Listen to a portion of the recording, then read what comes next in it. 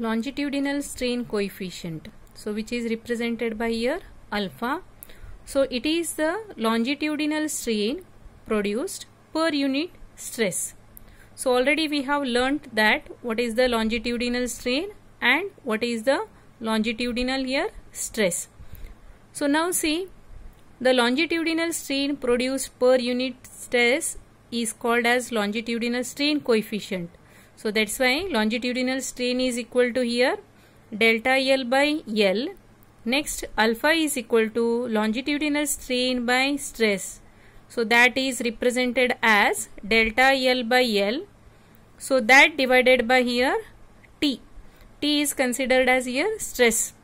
So that is nothing but delta L divided by LT.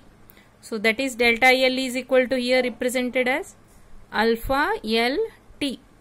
Next see, you have to learn what is the lateral strain coefficient. Before that you have to learn what is the lateral strain. So lateral strain is considered as change in the diameter divided by original diameter. So that is equal to delta D divided by D, capital D. So lateral strain coefficient is equal to lateral strain produced per unit stress.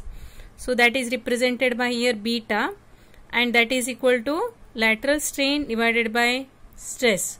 So that is equal to delta D divided by D by T. So that is equal to delta D divided by dt. Next see, Poisson's ratio, that is represented as here sigma. So which is related to both longitudinal strain coefficient and lateral strain coefficient, that is alpha and beta.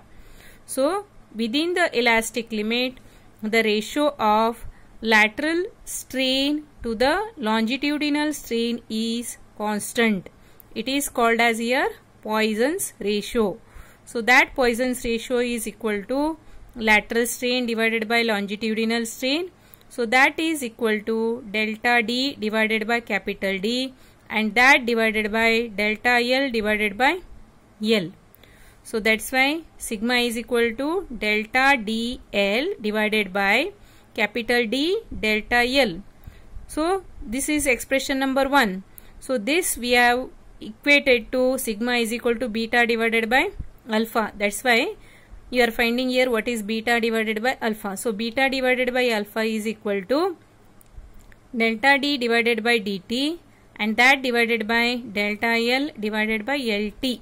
So that is equal to delta D LT divided by delta L dt. dt tt cancels here. So comparing equation 1 and 2, you are getting here sigma is equal to beta divided by alpha. That's why see here the relation between sigma and beta and alpha, that is equal to here sigma is equal to beta divided by alpha. Similarly, some more expressions are related here, that is y is equal to 1 by alpha.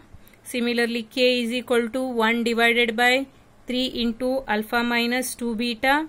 Similarly, next n is equal to 1 divided by 2 into alpha plus beta.